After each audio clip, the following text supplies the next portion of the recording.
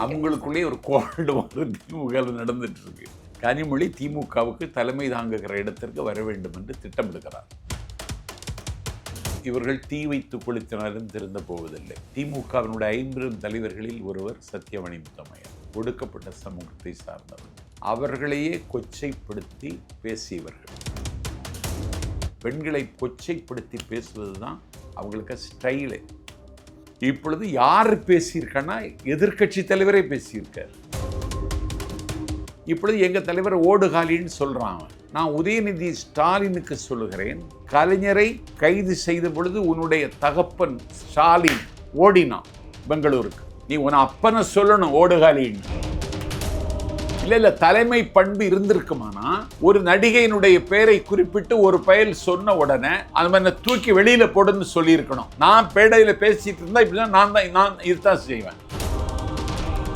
உதயநிதி இப்படி ஏன் பேசுனா அவனுக்கு விரக்தி ஆயிட்டான். மேடைக்கு வந்த உடனே என்னன்னா 8 மாவட்டங்கள் சேர்ந்து அந்த ஆர்ப்பாட்டம். தொண்டர்களோ விவசாயிகளோ இல்லை, விவசாயிகளே கலந்து கொள்ளாத விவசாயிக்கு ஒரு ஆர்ப்பாட்டம். பச்சை துண்டு இவனை போட்டிருந்தானோ, பச்சை துண்டு போட்டா விவசாயியா? தாடி வைத்திருந்தால் பெரியாரா? தலைப்பாகை வைத்திருந்தால் பாரதியா? எல்லா வானிலை மாற்றங்களுக்கும் பெஸ்டா இருக்கும் இந்த ரூபில் எக்ஸ்பிளைன்ஸ். மருத்துவம் முதல் பொறியியல் வரை உங்கள் கனவுகளுக்கு சரியான முகவரி Indira group of educational institutions. Call 9841385858. Holidays nale adu namma GT Holidays da. You know you are special when you're with GT Holidays. வணக்கம் சார். வணக்கம். எப்படி இருக்கீங்க சார்? நல்லா. தாவேக அரசை எதிர்த்து நாங்கள் வேளாண் பட்ஜெட் மக்களுக்கு சாதகமாக இருக்காது அப்படிங்கிறது முன்கூட்டியே கணிச்சு இவங்க ஒரு கருப்பு உடை அணிந்து வந்திருக்கோம் அப்படின்லாம் சொல்கிறாங்க. நேற்றைக்கு பனைப்படு பொருட்கள் இருக்குல்ல, பதநீர், கருப்பட்டி, அதை உற்பத்தி செய்வதற்கும் அதை சந்தைப்படுத்துவதற்குமான இதை நேற்றைக்குள்ள நிதிநிலை அறிக்கையில் தெரிவிச்சிட்டோம். இன்னைக்கு நிதிநிலை அறிக்கை வேளாண் பட்ஜெட். இந்த வேளாண்மை பட்ஜெட் எப்படி இருக்குன்னு நமக்கு இன்னைக்கு தெரிஞ்சிடும். வேளாண் துறை அமைச்சர் வினோத் அனுபவம் குறைவானவர் தான். அவர் ஒரு என்ஜினியரிங் படிச்சுட்டு டிஸ்கனெக்ஷன் ஆனவர். காலகாலமாக குடந்தை தொகுதி திமுகவினுடைய கையிலேயே இருந்தது. காலகாலமாக குடந்தை தொகுதியில் அதிமுக வெற்றி பெற்றதே இல்லை. இந்த புதிய வரலாற்றை தம்பி வினோத் இன்றைக்கு அந்த சாதித்திருக்கிறார். அவர் ஏற்கனவே ஒரு செவ்வியில் குடந்தையில் தானிய உற்பத்திக்கு முன்னுரிமை கொடுக்க வேண்டும் அப்படின்னு சொன்னார். நம்முடைய ஃபுட் சிஸ்டம் இருக்குல்ல, இந்த ஃபுட் சிஸ்டத்தை மாற்றணும். காலையில் இட்லி தோசை, மத்தியானம் சோறு, ராத்திரி மீண்டும் இட்லி தோசை. இந்த ஃபுட் சிஸ்டம் நம்மை நோயாளியாக்குமே தவிர நம்மளை ஆரோக்கியமாக வைத்திருக்க அனுமதிக்காது. அதனால் சிறுதானிய உற்பத்தியை ஊக்குவிப்பதற்கு ஒரு திட்டத்தை நான் தொடங்க இருக்கிறேன்னு அவர் ஒரு கும்பகோணத்தில் ஒரு பத்திரிகை மத்தியில் சொன்னார். அதையெல்லாம் நடைமுறைப்படுத்துகிற பட்ஜெட்டாக இந்த பட்ஜெட் இருக்கும். திமுக இதில் ஏமாறப்போகிறது. கண்டிப்பாக சார். அது இப்போ சமீபத்தில், அதாவது ஒரு 2 நாள் முன்னாடி நாள் பார்த்தீங்கன்னா உதயநிதி அவர்களை அரெஸ்ட் பண்ணியிருந்தாங்க. எனக்கு இருக்க ஒரே கேள்வி என்னன்னா, இப்போ பெண்களுக்காக ஒரு தனி ஒரு மாநாடே வச்சு நடத்துகிறாங்க திமுக சைட்ல இருந்து. அப்படி இருக்கும்பொழுது கனிமொழி அவர்கள் இந்த ஒரு பிரச்சனைக்காக எந்த ஒரு குரலுமே கொடுக்காம இருக்கிறதுக்கு என்ன காரணமா இருக்கும்? அவங்களுக்குள்ளே ஒரு கோல்டு வார் திமுக நடந்துட்டு இருக்கு. கனிமொழி திமுகவுக்கு தலைமை தாங்குகிற இடத்திற்கு வர வேண்டும் என்று திட்டமிடுகிறார், அணியமாகிறார், ஆயத்தமாகிறார். அதற்கான ஏற்பாடுகளை இவர் செய்து கொண்டிருக்கிறார். எல்லா மட்டத்திலும் கனிமொழிக்கு தான் ஆதரவு இருக்கு. நீங்களே கிரவுண்டில் போய் பார்த்தா திமுக தொண்டன்னு கேட்டால் திமுகவுக்கு தலைமை தாங்கிறது உதயநிதி ஸ்டாலினா கனிமொழியான்னு கேட்டால் ஒரு திமுக சராசரி தொண்டை கனிமொழிக்கு ஆதரவு கொடுப்பான். சட்டமன்ற தேர்தலையே நாடாளுமன்ற உறுப்பினர் வேண்டாம், எனக்கு நான் ஏதாவது ஒரு தொகுதியில் நின்று வென்று தமிழ்நாட்டு அரசியல் கவனம் செலுத்தணும்னு தன்னுடைய விருப்பத்தை திமுக தலைவர் அண்ணன் ஸ்டாலின்கிட்ட தங்கச்சி என்கிற உரிமையில் சொன்னதுக்கு பிறகு ஸ்டாலின் அங்கீகரிக்கலை. இப்போ அவங்க அந்த முடிவுக்கு வந்துட்டாங்க. இப்போ அந்த மாதிரி மாற்றுறதுக்கு வாய்ப்பு உண்டா? மாறப்போகிறது. அண்ட் இன்னொரு பிரச்சனை என்னன்னா, இப்போ உதயநிதி அவர்கள் ஒரு பப்ளிக்காக ஒரு விஷயம் பேசுறாங்க, அதனால தான் அவங்கள அரெஸ்டே பண்றாங்க. அதையும் தாண்டி அவங்கள வெளியில விட்டதுக்கு அப்புறம் அவங்க பேசின முதல் வார்த்தையில இதே ஏர்போர்ட்ல இருந்து தான் நம்ம முதலமைச்சர் ஓடுகாலி முதலமைச்சர் ஓடிட்டு இருந்தாரு அப்படின்ற ஒரு டேர்ம் யூஸ் பண்றாங்க. தப்பா பேசினதுக்காக தான் அரெஸ்ட்ங்கிற ஒரு விஷயத்தையே பண்ணதுக்கு அப்புறம் திரும்பவும் அதே மாதிரியான ஒரு விஷயத்தை முதலமைச்சர் இவர்கள் தீ வைத்து கொளுத்தினாலும் திருந்த போவதில்லை. திமுகவினுடைய 50 தலைவர்களில் ஒருவர் சத்தியமணி முத்தம்மையார், ஒடுக்கப்பட்ட சமூகத்தை சார்ந்தவர். அவர்களையே கொச்சைப்படுத்தி பேசியவர்கள். 102 அணிசாரா நாடுகளுக்கு தலைமை வகித்த, இந்தியா பாகிஸ்தான் யுத்தத்தை 10 நாளில் சந்தித்த பூமி பந்தில் ஒரு புதிய நாடு வங்கதேசத்தை உருவாக்கி தந்த உலகத்தினுடைய அயன் லேடி இந்திரா காந்தியை கொச்சைப்படுத்தி பேசியவர்கள். நீல வானத்தில் சிரிக்கிற நிலவை நெற்றி பொட்டாக்குகிற வல்லமை உள்ள புரட்சி தலைமை அம்மாவை அழுக்காக்கி பேசியவர்கள் இவர்கள்.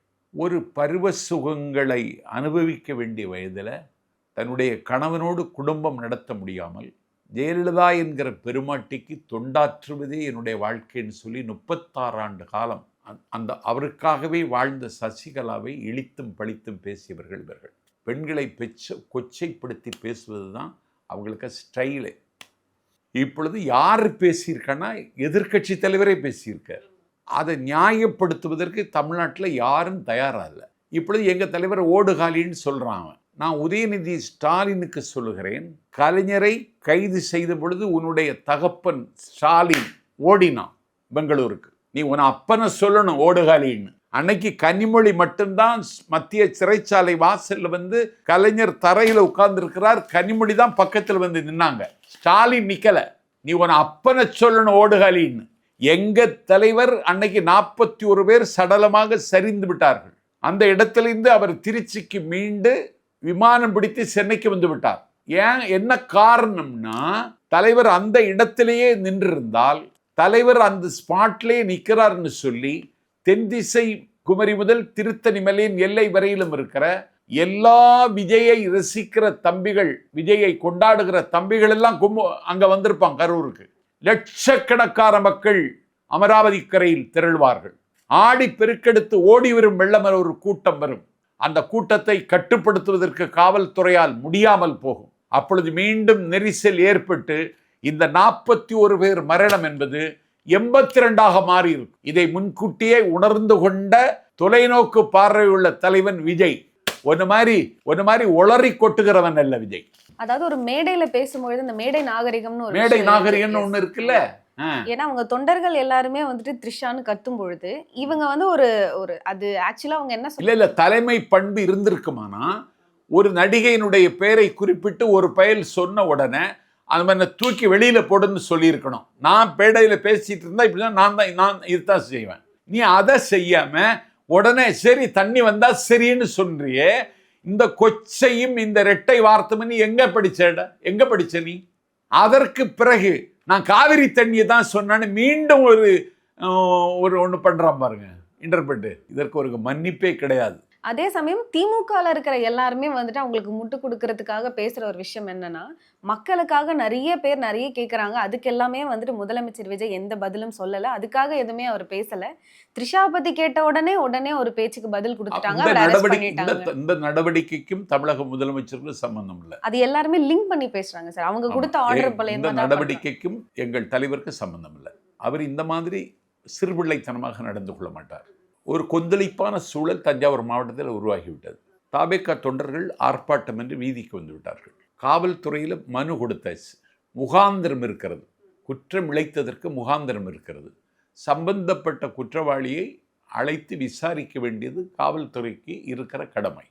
உதயநிதி ஸ்டாலின் கைது செய்யப்படவில்லை, விசாரணைக்கு அழைத்து வந்து திரும்பவும் கொண்டு விட்டார்கள்.